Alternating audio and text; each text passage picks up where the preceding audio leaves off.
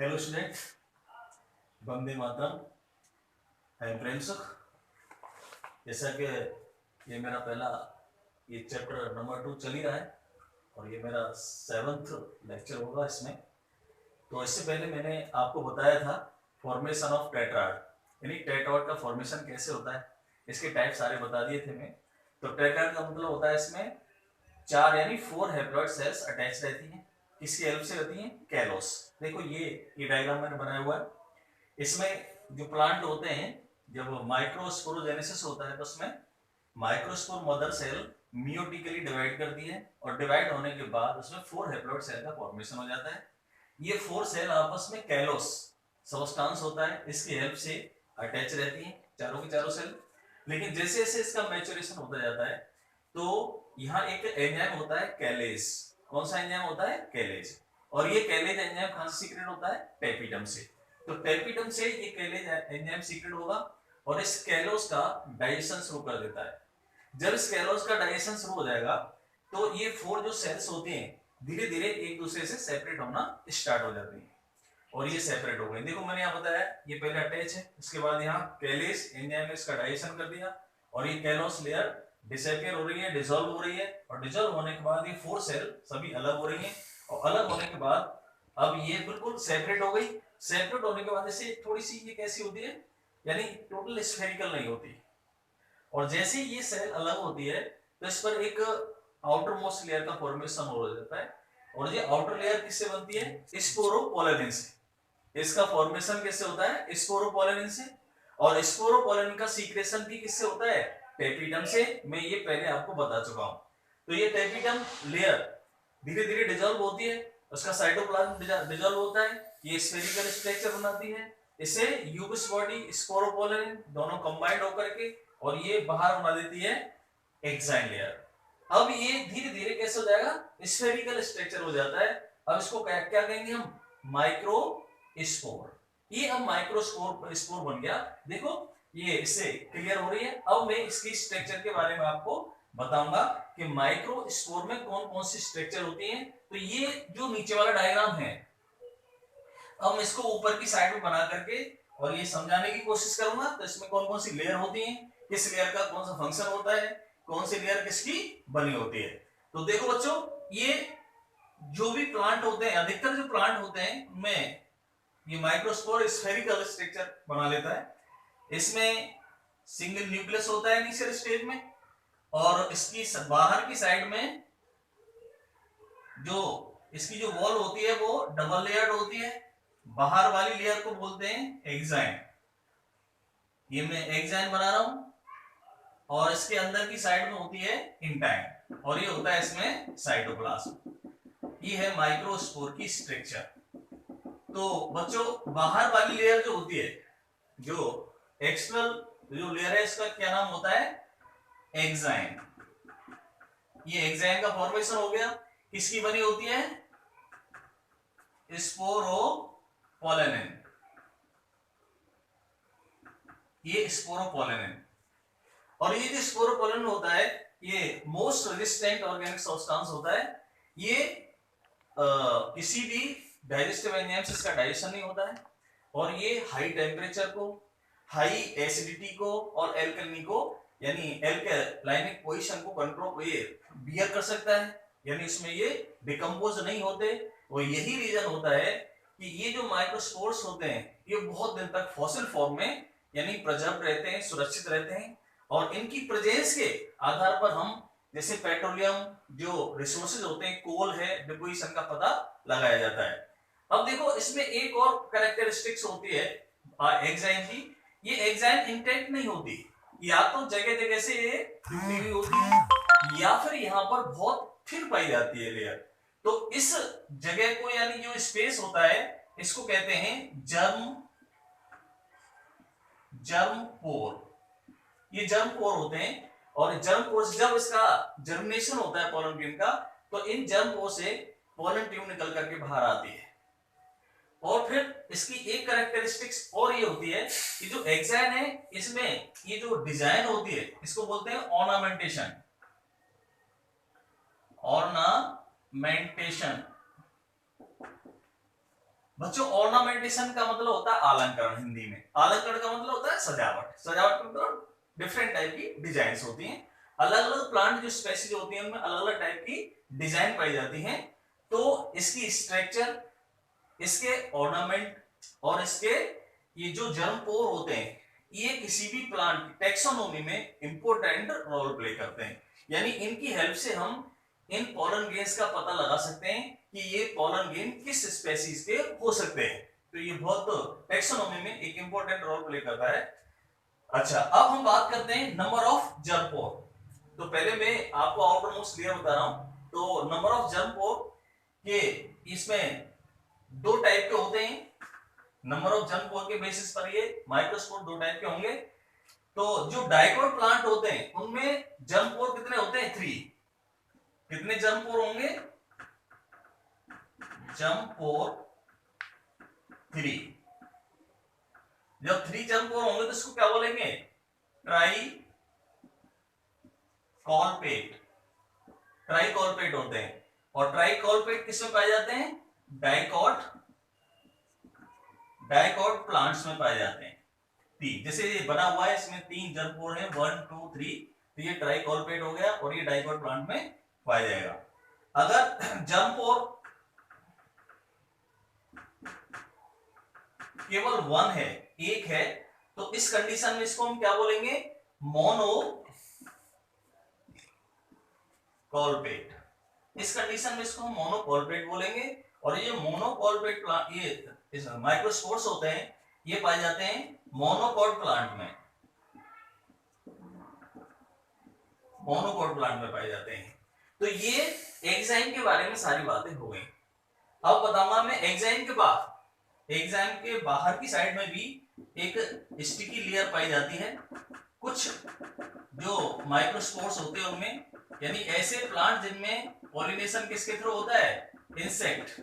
यानी इंसेक्ट के थ्रू जब पॉलिनेशन होता है तो उनके पोलन ग्रेन के ऊपर एक स्टिकी ऑयली लेयर पाई जाती है। और इस स्टिकी और ऑयली लेयर का नाम होता है पोलन किट। ये जो बाहर मैंने डॉट डॉट करके बनाई है, क्या है? पोलन किट होती है। ये किसकी बनी होती है पोलन किट? ये होती है लिपिड्स प्लस कैरोटीनॉइड्स। ये लिपिड्स एंड कैरोटीनॉइड्स की बनी होती है। इसका कलर जनरली कैसा होता है? येलो कलर होता है।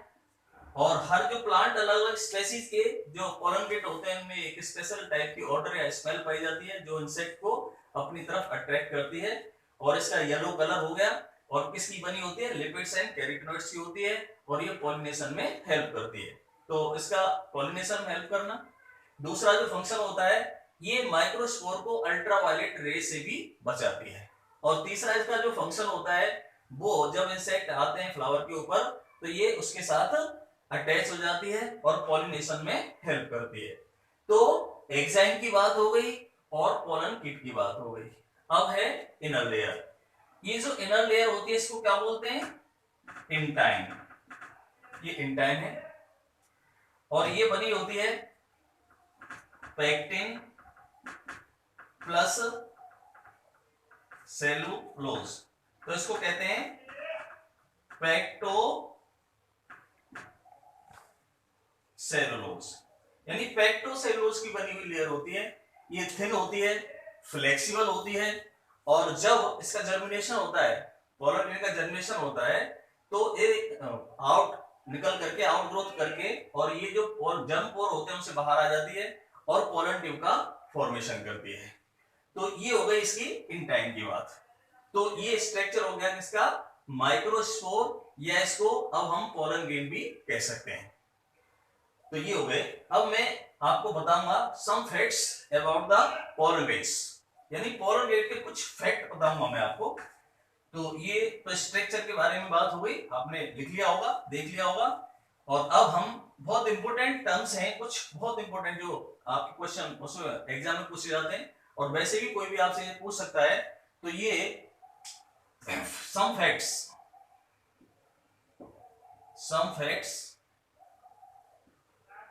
about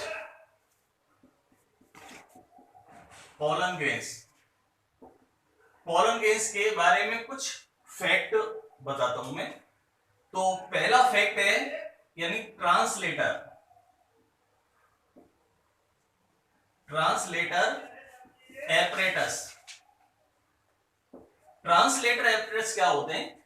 ये स्पेशल टाइप कुछ ऐसे प्लांट के फैमिली है, इसमें ये पाया जाता है, जैसे एस क्लीपिए डेसी। एस क्लीपिए डेसी और की डेसी, ये फैमिली है प्लांट की। और इसमें जैसे कैलोट्रोपिस आता है, इसमें ऑर्किड्स आते हैं। इन प्लांट में जो पोलन ग्रेन्स होते हैं वो स्पेशल टाइप की स्ट्रक्चर बना लेते हैं। जितने भी एक माइक्रोस्पोरेंजियम में जितने भी पोलन ग्रेन्स होते हैं वो सब मिलकर के एक बैग लाइक स्ट्रक्चर बनाते हैं, उसको कहते हैं पोलिनियम। अब देखो पोलिनियम की स्ट्रक्चर इस तरह की होती है, इसमें अपर साइड में दो यानी एडेसिव स्टिकी डिश होते हैं और इनसे यहाँ एक फाइबर लाइक स्ट्रक्चर निकला रहता है और ये यहाँ पर बहुत सारे पोलन ग्रेन्स इसके साथ अटैच हो जाते हैं और पोलिनियम बनाते हैं। ये है, तो ये नीचे जो फुली हुई स्ट्रक्चर होती है इसमें बहुत सारे पोलन ग्रेन्स भरे हुए हैं, इसको कहेंगे पोलिनियम। इस स्पेशल स्ट्रक्चर को क्या कहते हैं? पोलिनियम कहा जाता है। और ये ऊपर इसकी डिश होती है, इसको कहते हैं कॉर्पस कुलम।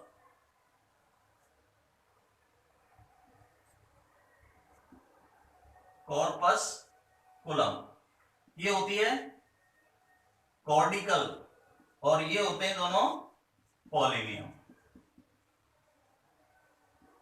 और ये मिलकर के क्या बनाती हैं? ये बनाएंगी ट्रांसलेटर एपरेटस। ये जो स्टिकी कॉर्पस कुलम होते हैं, ये जो लेग होते हैं इंसेक्ट उसके साथ ये अटैच हो जाती हैं और फिर ये दूसरे प्लांट में पहुंच जाती हैं। तो ये पहली स्ट्रक्चर वही कौन सी?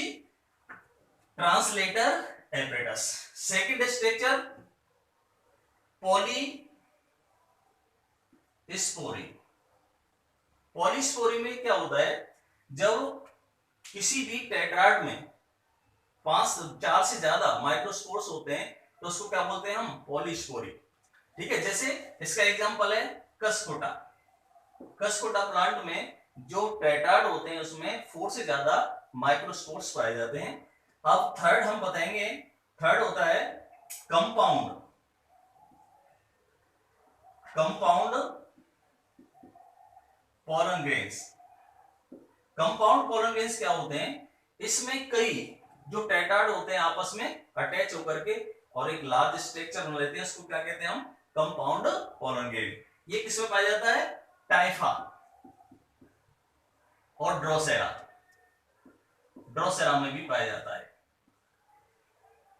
टाइफा एंड ड्रोसेरा में ये पाया जाता है कंपाउंड पोलन ग्रेन। अब इसका जो फोर्थ फैक्ट है इसके बारे में वो है यानी एरो एलर्जेंट। एरो एलर्जेंट यानी जो पोलन ग्रेन है ये एलर्जेंट की तरह भी फंक्शन करते हैं। जैसे बहुत सारे प्लांट होते हैं, इनके जो माइक्रोस्पोर्स है या पोलन ग्रेन्स है वो ह्यूमन में एलर्जी प्रोड्यूस करते हैं। जैसे एमेरैंथस। एमेरैंथस फर्स्ट हो गया, दूसरा हो गया चीनोपोडियम। चीनोपोडियम। थर्ड हो गया सोर्गम और फोर्थ हो गया पार्थेनियम।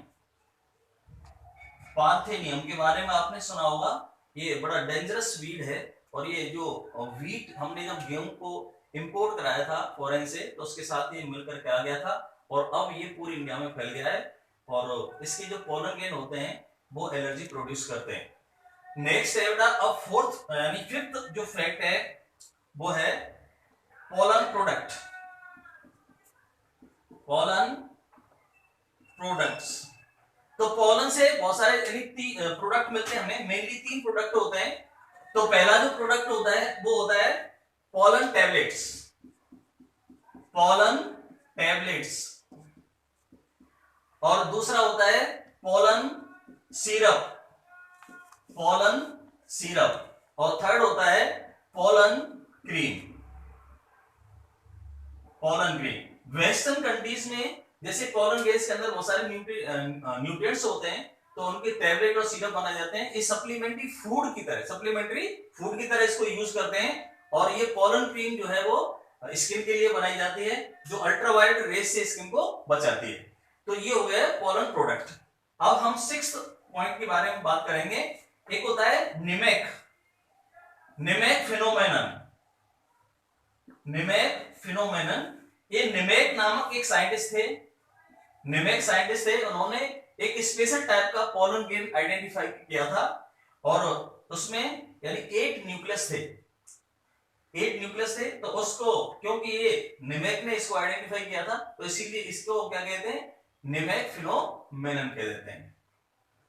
और ये हाइलोफाइलम नामक प्लांट था, और हाइलोफाइलम नामक प्लांट में इस तरह के पोलन ग्रेन्स पाए जाते हैं। ये ध्यान रखना है, बहुत इंपॉर्टेंट है निमेक फिनोमेनन। और इसमें 8 न्यूक्लियस होते हैं, embryo sac like pollen grain में पाया जाता है। तो ये हो गया निमेक फिनोमेनन। अब एक छोटे-छोटे क्वेश्चन है, जैसे सबसे लार्जेस्ट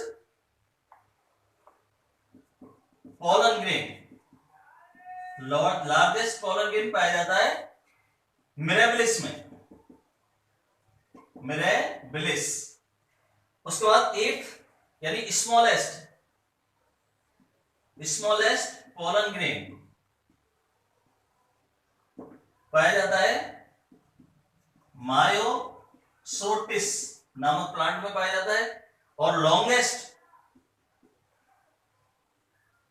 लॉन्गेस्ट पोलन ग्रेन पाया जाता है जोस्टेरा। ये एक्वेटिक प्लांट होता है, रिबन लाइक होता है इसमें। तो ये हो गया कुछ स्पेशल। 2 और फैक्ट बचे हैं, बस मैं 1 मिनट बाद में बता रहा हूं। तो इसमें एक तो होता है जैसे इसके वायबिलिटी, जैसे कुछ प्लांट के जो पोलन ग्रेन्स होते हैं उनकी वायबिलिटी बहुत कम होती है। जैसे वो एंथर से निकालने के बाद केवल 30 मिनट तक जीवित रहते हैं, जैसे राइस और व्हीट में।